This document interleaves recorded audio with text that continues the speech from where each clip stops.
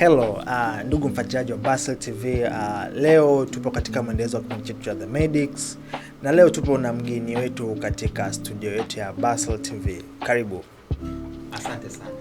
Yes, tungependa ujitambulishe, watu tuweze kukujua zaidi, wewe ni nani na uko ncheza na vitu gani zaidi. Sawa. Kwa majina naitwa Walter Andrew, mimi ni mwanafunzi wa udaktari kutoka chuo kikuu cha afya na sayansi shirikishi MUHAS ama Muhimbili. Nafurahi sana kwa mwaliko huu kuja katika hichi kipindi cha The Medics ambacho kinakuwa kinarushwa na Basel TV. Asante sana. Ya, nadhani kila mtu alishawahi kusikia kuhusu mauaji au vifo vyenye utata.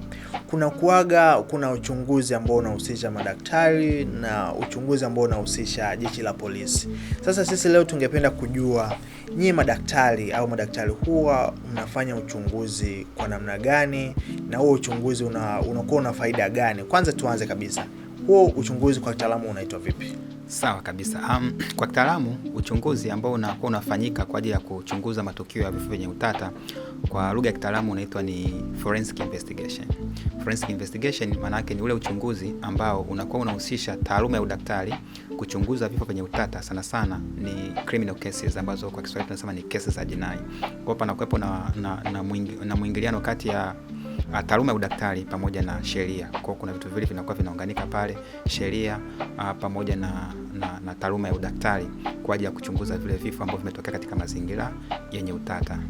Mazingira yenye utata ziko scenario tofauti ya mazingira yenye utata. Labda ni mtu amekufa kwenye kifo cha kuzama majini na kimekuwepo na utata, ieleweki kama mtu kafa kwa kuzama kweli kwenye maji au kauawa, au majanga ya moto na vifo vingine ambavyo vinakuwa na utata. Kwa hiyo forensic investigation inakuwa inaingia pale kwa ajili ya kutatua huo utata. Yes, hapo daktari. Sasa kupitia namna ambavyo umeweza kutuelezea hivi leo, tungependa utupitishe katika maana ya forensic investigation. Utatuambia inafanyika vipi na inakuwa ina faida gani pia. Sasa tuanze moja kwa moja na swali la kwanza. Forensic investigation maana yake ni nini? Yes, forensic investigation kama nilivyokuwa nimeelezea hapo mwanzo, forensic investigation ni uchunguzi wa vifo, ni uchunguzi wa matukio mbalimbali ya jinai ambapo watu wanakuwa wamekufa katika vifo vya utata. Kwa ile process ya ule utaratibu wa kuweza kuchunguza vile vifo vimetokea katika mazingira yapi, mtu amekufa saa ngapi, ameuawa, amejiua. Kwa hiyo katika kutafuta ule ukweli, zile process ambazo zinakuwa zinafanyika ili kuweza kutambua mazingira ya kifo, ndio forensic investigation yenyewe, ambayo inahusisha taaluma ya udaktari lakini pia na sheria, vinakuwa vinaungana pamoja ili kuweza kutatua utata ambao unakuwa umetokea katika hivyo vifo vyenye utata. Lakini unavyosema forensic ni neno pana kidogo ninavyojua, lakini sasa tungependa kujua pia kuna tofauti gani kati ya forensic investigation na forensic medicine? Okay. Forensic medicine yenyewe kama yenyewe ni tawi la medicine au ni tawi la taaluma ya kidaktari. Wakati mwingine inaitwa forensic pathology. Ni tawi la taaluma ya kidaktari ambalo lenyewe lina specialize au linajikita zaidi kwenye kufanya analysis, yani kufanya uchunguzi wa matukio kufanya uchunguzi wa mambo mbalimbali ambayo yanahusiana na, tukasema pathology kwa Kiingereza, lakini kwa Kiswahili tunaweza tukasema yani uchunguzi kufanya uchunguzi kwa kuanalyze samples mbalimbali, kuunganisha matukio mbalimbali ambayo yanakuwa yanatokea katika mwili wa binadamu. Kwa hiyo ni uchunguzi wa mwili wa binadamu mara nyingi kwa binadamu ambao tayari wameshapoteza maisha. Kwa hiyo uchunguzi ambao unakuwa unafanyika ili kujaribu kuestablish chanzo cha kifo na process nyingine ambazo zimepelekea mpaka kifo kamili, hiyo inaitwa forensic medicine. Sasa kuna forensic investigation. Forensic investigation hiyo sasa inakuwa inaenda beyond medicine, yani inakuwa sio medicine peke yake, inakuwa sio taaluma ya udaktari peke yake. Hiyo inakuwa imehusisha na taaluma nyingine ya sheria. Kwa hiyo tukichukua sheria na taaluma ya udaktari tukaunganisha pamoja ili kufanya uchunguzi wa kifo chenye utata ili kujaribu kutatua huo utata, ndio tunasema ni forensic investigation. Sasa umeelezea vyema kabisa daktari. Sasa kuna kuaga na kitu kimoja pale ambapo inatokea mtu amefariki aidha kwa kuzama katika ziwa au katika maji au katika kisima. Huwa kuna kuwepo na zuio la serikali kuhusu uchunguzi kwamba kabla mwili haujazikwa lazima uchunguzwe kwanza. Tunajua kabisa mtu amefariki, tunajua mtu amezama katika ziwa au mtoni, lakini kabla mazishi kufanyika kuna uchunguzi ambao huwa unatakiwa ufanyike. Sasa tunataka kujua nini hasa ufanyika katika uchunguzi huu. Okay, asante sana ndugu mtangazaji. Mara nyingi kuna hivyo vifo vya kuzama kwenye maji huwa kuna uchunguzi au wa kiforensic au forensic investigations zinakuwa zinafanyika kwenye miili namna hiyo. Kwanza kifo cha kuzama majini au kuzama visimani, hicho tayari kinakuwa ni kifo chenye utata. Kwa hiyo kama kimeshakuwa ni kifo chenye utata, basi kuna uchunguzi wa kidaktari ambao unatakiwa ufanyike ili kuweza kutatua utata huo. Na utata uko wapi?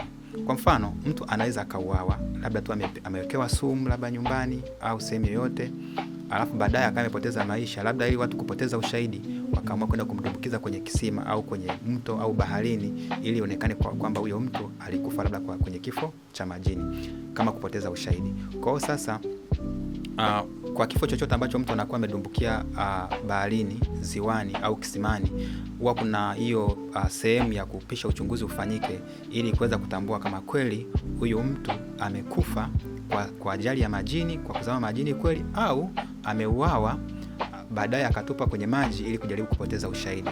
Kwa hiyo kuna vitu ambavyo vinafanyika pale ili kuweza kutofautisha, kwa sababu swali litakalokuja hapo ni kwamba je, utaweza kutofautisha vipi kwamba huyo mtu alikufa baada ya kufa au alikufa kabla ya kufa? Kuna utata kwamba alikufa akiwa amekufa au alikufa kabla hajafa. Hapo nitafafanua. Of course hiyo inawezekana lugha yenye utata. Naposema kwamba alikufa akiwa amekufa, maana yake ni kwamba unakuta mtu kauawa, ameshakufa tayari, alafu baadaye akapelekwa majini akadumbukizwa mle ili ionekane kama ni kesi huyu mtu alikufa kwa kuzama majini.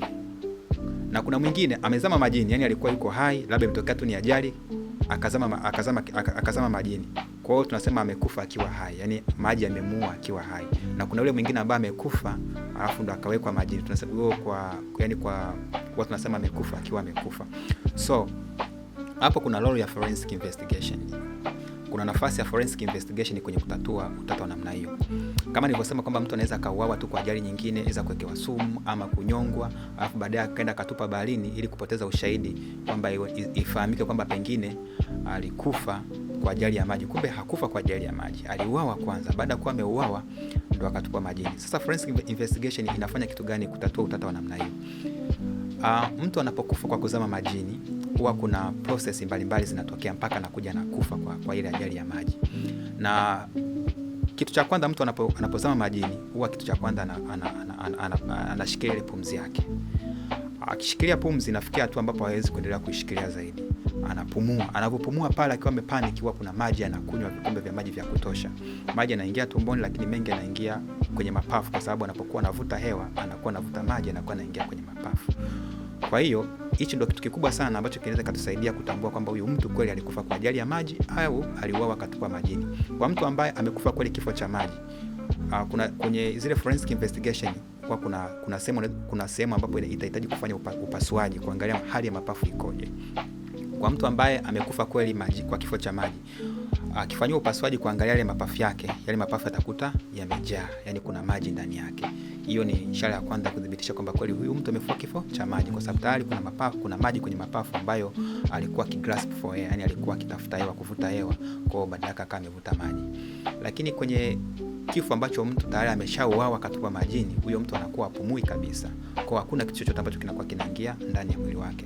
Kwa hata wakifanya forensic investigation, labda wakapasua mapafu kuangalia whether kupasua, wakapiga labda x-ray ama whatever investigation kuangalia ile mapafu, watakuta mapafu yako clear kabisa, hamna maji. Kwa hiyo inakuwa inaweza kutoa clue kwamba huyo mtu kweli aliuawa ili kupoteza ushahidi, wakamdumbukiza kwenye maji.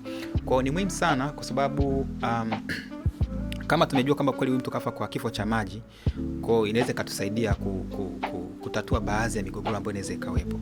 Lakini kama kuna mgogoro kwenye familia afu ikaonekana kweli mtu ameuawa afa katupa majini, pia inaweza katupa clue ya kwenda kufanya hapa police crew namna ya kufanya uchunguzi kupelekea kwenda kutambua mazingira ambayo yamepelekea mpaka huyo mtu akauawa alafu akatupa baharini. Kwa forensic investigation ipo kwa ajili ya kutatua miongoni mwa kesi kama hizo za vifo vya majini. Watu wanauawa na kutupa majini, lakini kumbe ili waonekane walikufa kwenye maji, kumbe hawakufa kwenye maji, waliuawa ndio wakawekwa mle.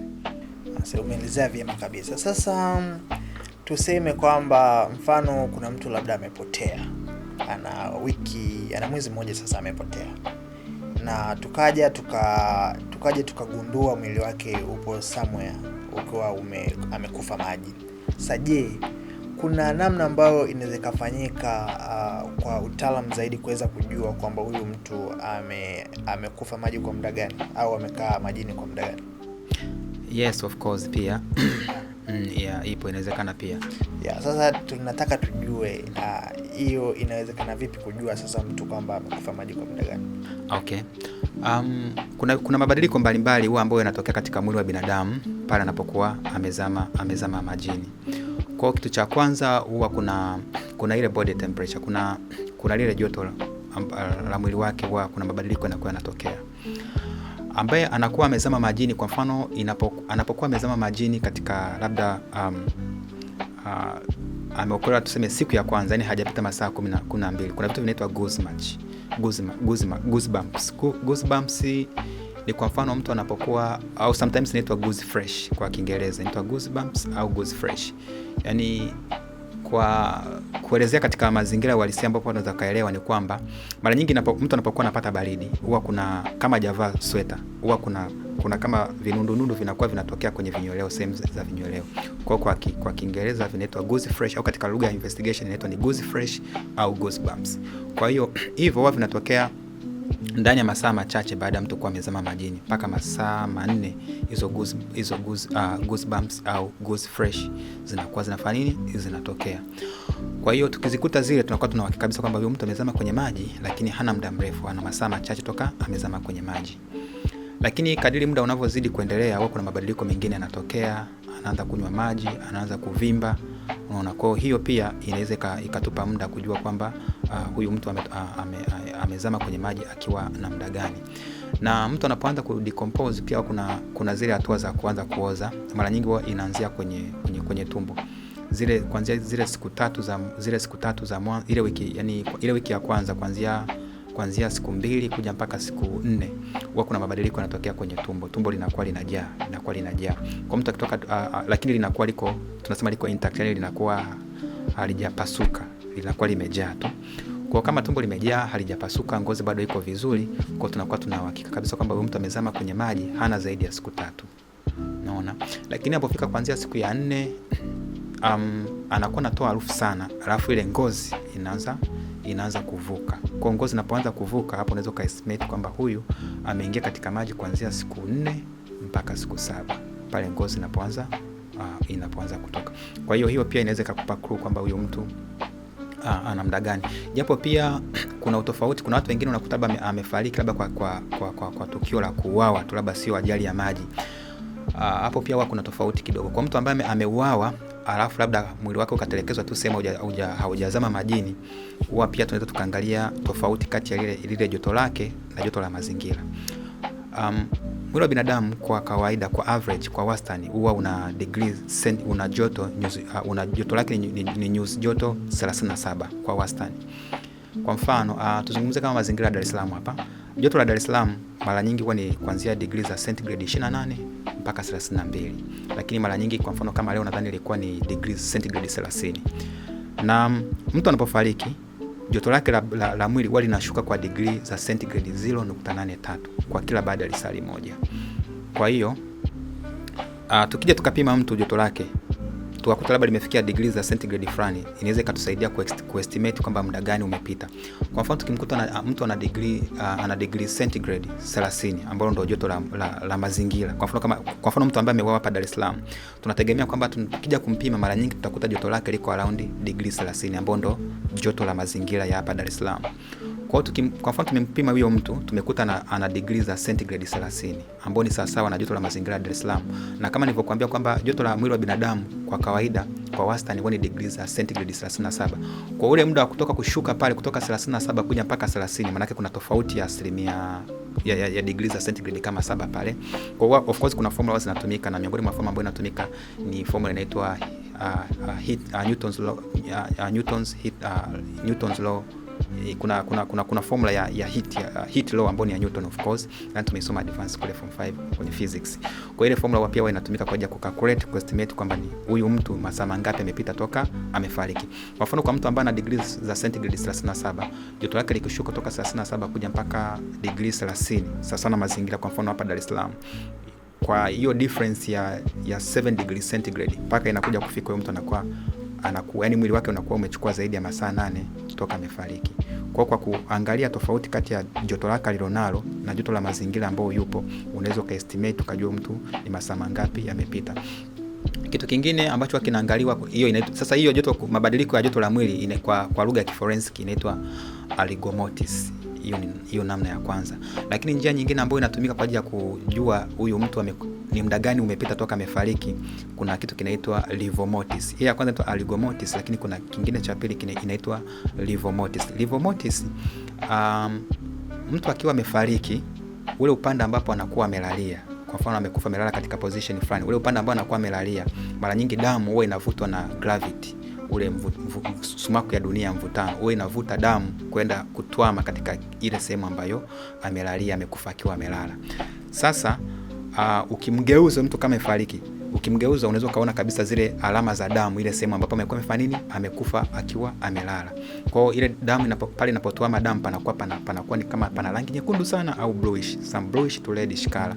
So na hiyo huwa inachukua dakika 20 mpaka 30 kutokea. Kwa hiyo kuta mtu amekufa labda hayuko majini, yuko tu sehemu yoyote, amelala, akageuzwa ule upande aliolala ikaonekana hakuna damu ambayo imetuama sehemu yoyote, tunakuwa na uhakika kwamba huyo mtu amefariki chini ya dakika 20. Lakini ukikuta kuna ile damu imeanza kujitengeneza pale na kutuama, ambayo inaitwa rigor mortis, tunajua kabisa huyu mtu amefariki kuanzia dakika 20 mpaka dakika 30.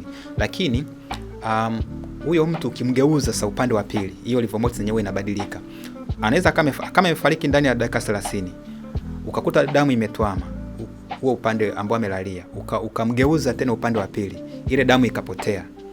Hicho kifo kinakuwa kimetokea si chini ya, yani ndani ya masaa 8, kwa sababu yakishafika masaa 9 na kuendelea, ile rigor mortis sehemu inakokuwa imetokea, hata ukimgeuza ile damu inabaki pale pale, haihami kwenda sehemu nyingine.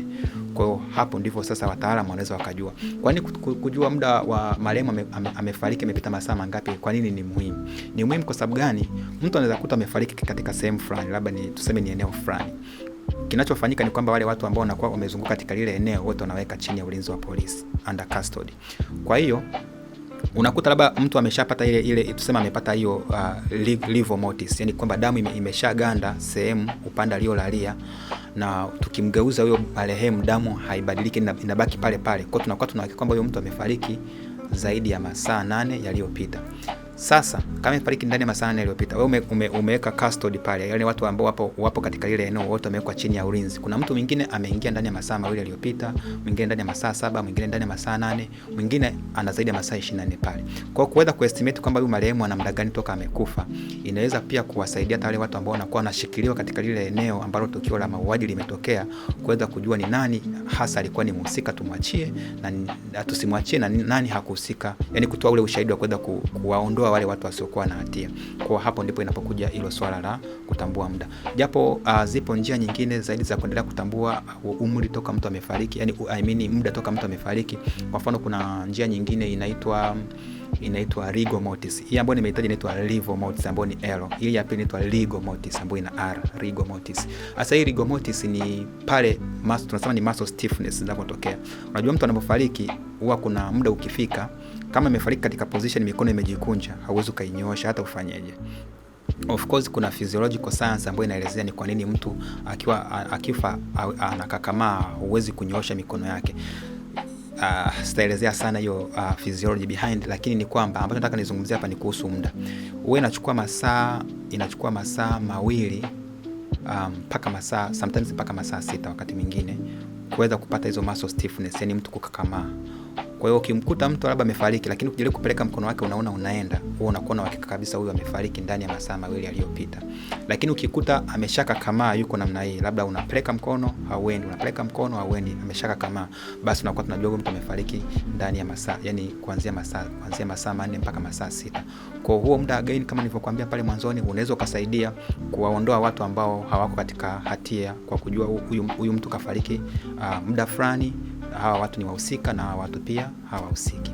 Kwa kuna mabadiliko mengine tena yanaendelea, lakini kwa haraka hivyo ndio vitu ambavyo vikatusaidia kufahamu wa huyu mtu amefariki, huu mwili ambao umepatikana una masaa mangapi toka mtu amefariki, na pia kama nilivyozungumzia huo muda utatusaidia kuweza kuwaokoa watu wasiohusika ambao wako under custody, lakini pia na kuwafungulia mashtaka watu wanaohusika kama muda vinatali, ule muda ambao alikuwa katika eneo la tukio vinatali labda na muda ambao mtu ameuawa. Of course pia inategemea na ushahidi wa vitu vingine, sio muda peke yake.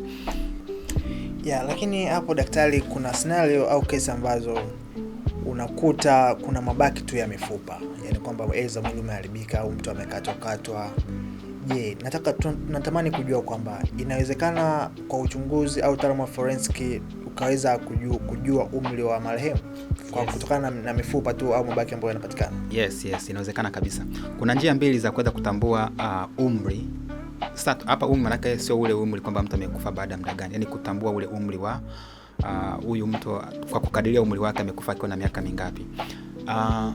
Njia moja wapo ambayo inatumika, ziko njia nyingi, lakini njia moja wapo ambayo inatumika huwa ni kuangalia, unajua hichi kichwa cha binadamu kimetengenezwa kwa vifuniko. Yani kuna vifuniko tofauti viko sehemu tofauti, vina majina yake kitaalamu, kuna frontal, kuna parietal, kuna occiput. Sasa hivyo vifuniko katika fuvu la binadamu vimeunganishwa kwa nyufa zinaitwa sutures. Na hizo sutures zina majina nyingi, kuna coronal suture, sagittal, unaona. Sasa kwa kuangalia ile fuvu la mwili wa binadamu unaweza ukaestimate ukajua kabisa huyu mtu alikuwa na umri fulani. Kwa mfano, kuna suture moja inaitwa coronal suture, ambao coronal suture inaunganisha, kuna hichi kifuniko cha mbele cha frontal bone na hii mifupa mingine ya huku nyuma, huwa kuna suture hapa inatenganisha. Hiyo suture inaitwa coronal suture. Hii suture mara nyingi huwa ifungi mpaka mtu afikishe kuanzia umri wa miaka 24 mpaka miaka 30. Kwa hiyo tukikuta lile fuvu la huo mwili au lile fuvu ambalo limekutwa mabaki ya mifupa, kwa kuangalia ile coronal suture, ukiona huyo mtu bado ana ile coronal suture ya hapa haijafunga, basi unakuwa unajua kabisa huyu ana umri chini ya miaka 24, kwa sababu ile suture inaanza kufunga kuanzia miaka 24 mpaka miaka 30. Lakini pia kuna suture nyingine inaitwa sagittal suture ambayo inapita katikati hapa, inatenganisha parietal bones, yani hii mifupa ya pembeni inaitwa sagittal suture. Hii sagittal suture wewe inaanza kufunga kuanzia miaka 35 mpaka miaka 50. Kwa hiyo tukikuta ile suture bado haijafunga, tunakuwa tunamkadiria kwamba huyu mtu aliyefariki ana umri chini ya miaka 50. Lakini tusipoikuta hii sagittal suture tukakuta imefunga, tunakuwa tunajua kabisa marehemu ana zaidi ya miaka 50. Kwa hiyo ndio namna ya kuweza kutambua umri, yani kukadiria umri wa yale mabaki ya mifupa ambayo yamepatikana. Lakini kujua kwamba labda huyu mtu alikufa imepita muda gani, mara nyingi kuna kitu kinaitwa carbon 14. Hii miili yetu imetengenezwa ni organic matter. Organic matter kwa maana kwamba kuna carbon ndani yake.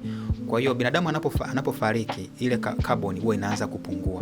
Kwa hiyo kuna kiasi fulani cha carbon ikichukua ile mifupa labda ikapelekwa kwa mkemia mkuu ikapimwa, ikakuta labda kuna carbon kiasi fulani, mara nyingi inakuwa ina correspond katika umri fulani. Kwa mfano tunafahamu kama kuna Dr. Rick aligundua kule Olduvai Georgia, aligundua si binadamu akaishi zaidi ya miaka ngapi ile miaka milioni 2. Sasa kuna ile carbon 14 dating ambayo inafanyika. Kwa wanachukua ile mifupa wanakuja wanaenda wanapima kiasi cha carbon ambacho kimebaki.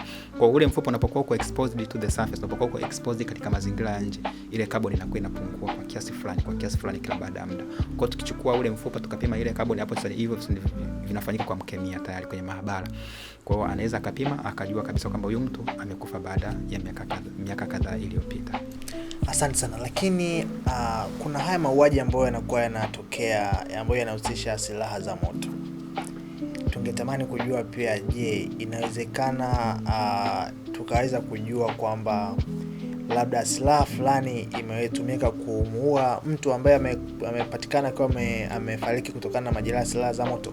Inawezekana, na kama inawezekana inakuwa vipi hapo? Yes, of course inawezekana kabisa. kulingana na jeraha ambalo labda mtu kauawa, aidha kafariki au wakati mwingine hajafariki. Kwa kuangalia lile jeraha ambalo analo, sasa tuzungumzie sana gunshot. Gunshot ambayo tunasema ni majeraha ya risasi.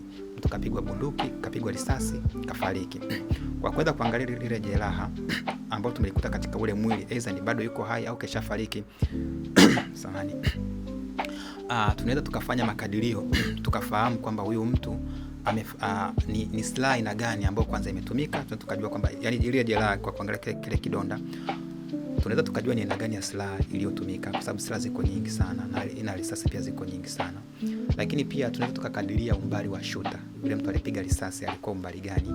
Lakini pia ile jeraha inaweza likatuambia tukajua kwamba huyu mtu alikuwa katika engo gani, alikuwa katika position ipi, amempiga marehemu kutoka akiwa nyuma yake au akiwa mbele yake. So kuna vitu vingi ambavyo vinaangaliwa, japo sometimes zinaweza zikupe exactly matokeo, yani kitu ambacho ni sahihi zaidi, kwamba umbali ukawa ni exactly zaidi, lakini at least inakupa some clue, unaweza kuestimate kwamba umbali ulikuwa ni huu. Kwa mfano silaha ziko nyingi sana, labda tuzungumzie aina moja ya silaha. Kwa mfano tuzungumzie AK47. AK47 ni aina ya bunduki ambayo of course inatumika sana majeshini, inatumika kwa polisi, lakini pia na kuna baadhi ya watu wanamiliki hizo silaha. Kwa mfano kwenye hizo nchi ambazo zinaruhusiwa kumiliki silaha, kuna watu wanaruhusiwa kumiliki mpaka AK47. So AK47 na yenyewe ina risasi tofauti. Kwa mfano miongoni mwa risasi ambazo zinatumika sana kwenye AK47 ni risasi ambayo ina kaliba ya milimita 7.62 kwa 39 milimita. Sasa bunduki mtu the shooter anapokuwa na shuti, bunduki huwa inatoa vitu vitatu. Kitu cha kwanza kuna ile gunpowder yenyewe, yani ile risasi yenyewe. Kitu cha pili kuna gas ambayo pia huwa inatoka kwenye ile risasi. Naona lakini pia kuna masizi ambayo yanakuwa yanatolewa kwa sababu kuna moshi unatoka pale risasi inapopigwa. Kwa hivyo vyote vitu vitatu vinaweza vikatusaidia kufahamu kwamba huyu the shooter au mtu aliyepiga risasi alikuwa mbali kiasi gani. Kwa mfano mtu anapokuwa katika umbali wa kuanzia katika contact, labda ilikuwa ni bunduki ilikuwa katika contact, yani ilikuwa katika imemgusa mtu katika contact. Let's say kwamba huo ndio mwili wa binadamu, alafu this is huo ndio mdomo wa bunduki. Kwa sababu katika contact, yani kuanzia katika contact point kuja mpaka umbali wa sentimita 30. Sentimita 30 ni rula moja na umbali wa sentimita 30. Kwa hiyo huwa zinakuwa na features zinazofanana kwa silaha aina AK47. Kitu cha kwanza, silaha ikiwa katika contact na ule mtu ambaye amepigwa risasi au ikawa umbali wa mpaka sentimita 30, kuna vitu vitatu ambavyo vinaonekana pale. Kitu cha kwanza, kuna ile masizi yataonekana yakiwa pale kwenye ile gunshot wound, kile kidonda cha risasi. Kwa utakuta masizi pale. Ukikuta kuna masizi kwenye kile kidonda cha risasi, unajua kabisa huyu mtu aliyeshoot alikuwa katika contact na yule mtu ambaye amemshoot. Au kama hakuwa katika contact, basi umbali wake ulikuwa uzidi sentimita 30, ambao ndio rula moja. Lakini kitu kingine, huwa kuna ile gesi ambayo inakuwa inatoka kwenye ile risasi. Kile kidondo kikiangalia kinakuwa hakiko round, yani ile round yake inakuwa haiko smooth.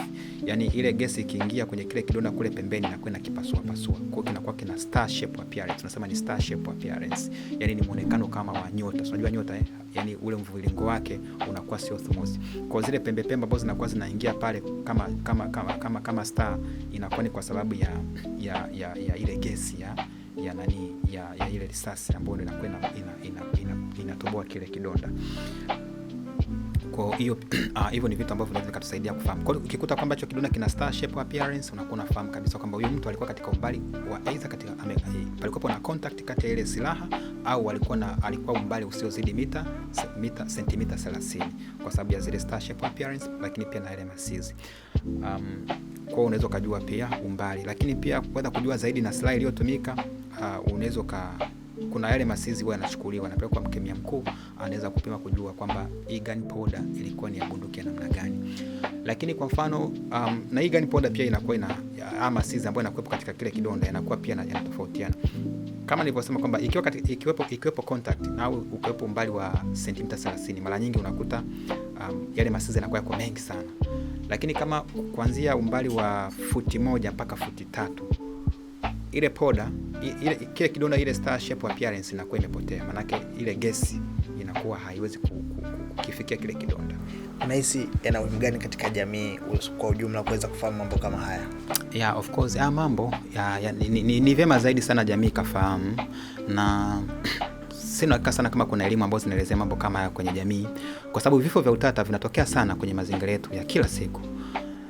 Na vifo vya utata vinavyokuwa vikitokea, jamii inaambiwa kwamba hichi ni kifo cha utata, polisi inafanya uchunguzi.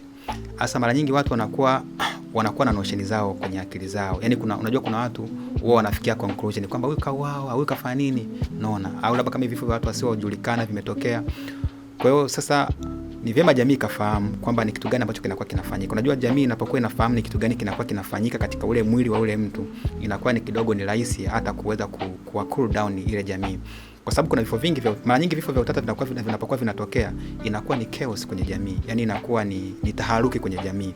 Unaona? Kila mtu anakuwa anatamani kufahamu ni kitu gani kimetokea, Hasa watu jeshi la polisi likiingia kati likwambia kwamba wataalamu wanafanya uchunguzi ili kubaini chanzo cha kifo, mara nyingi jamii inakuwa haielewi. Unaona?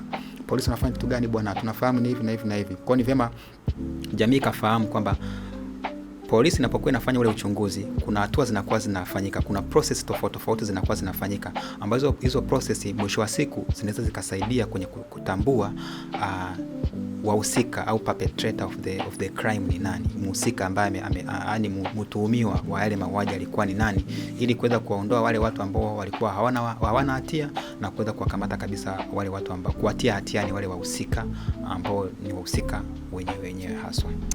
Umeelezea vyema. Sasa tumalizie kwa dakika 2 za mwisho. Nakupa dakika moja. Unamwambia nini mwananchi wa kawaida ambaye anafuatilia Basel TV katika kipindi chetu siku ya leo?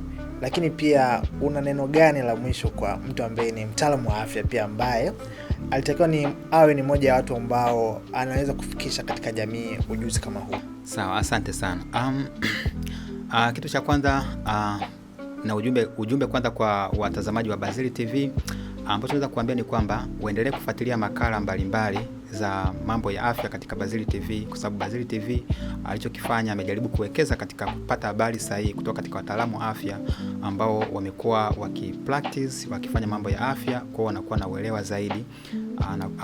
Anakuwa na waalika katika kipindi cha The Medics iweze kutoa taarifa mbalimbali kama hizi hapa, ili jamii iweze kuelimika.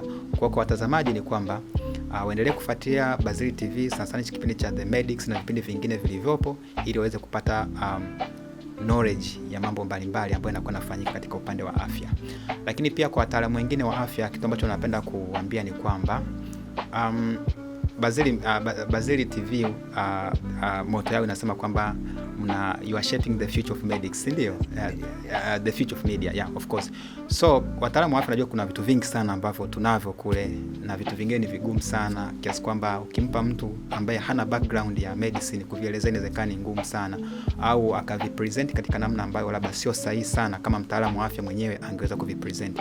Kwa wataalamu wote wa afya ambao wana topic, wana mada mbalimbali ambazo wanaamini kabisa kwamba hizo mada ni vyema jamii ikisikiliza kuna kitu ambacho jamii itapata, ni kuwa nawakaribisha sana waje kwa wingi katika Basel Media TV, waweze kutoa mada zao, waweze kuielezea jamii vitu wanavyovifanya. Kama ni research, tusiishie tu kupublish kwenye medical journals, lakini pia tuje kwa Watanzania au wananchi wa kawaida ambao zile research tunakuwa tunazifanya kwao, tuje tuwaambie, tusiishie tu kwenye kupublish. Tukipublish kule kwenye scientific journals, wanakuwa wanasoma ni wasomi wenzetu, na hizi research tunazifanya ili ziweze kunufaisha watu wa kawaida. Kwa njoni kwenye Basel Media TV kwa ajili ya kutoa huo ujuzi wenu wa kitaalamu ili uweze kuwanufaisha wananchi. Sina imani umeweza kujifunza vyema kabisa katika siku ya leo. Hadi wakati mwingine, ulikuwa nami Basel Emmanuel. Usikose kuendelea kufuatilia vipindi vyetu vya Basel TV na The Medics kuweza kuendelea kupata mafunzo mengi na mengi zaidi. Bye bye.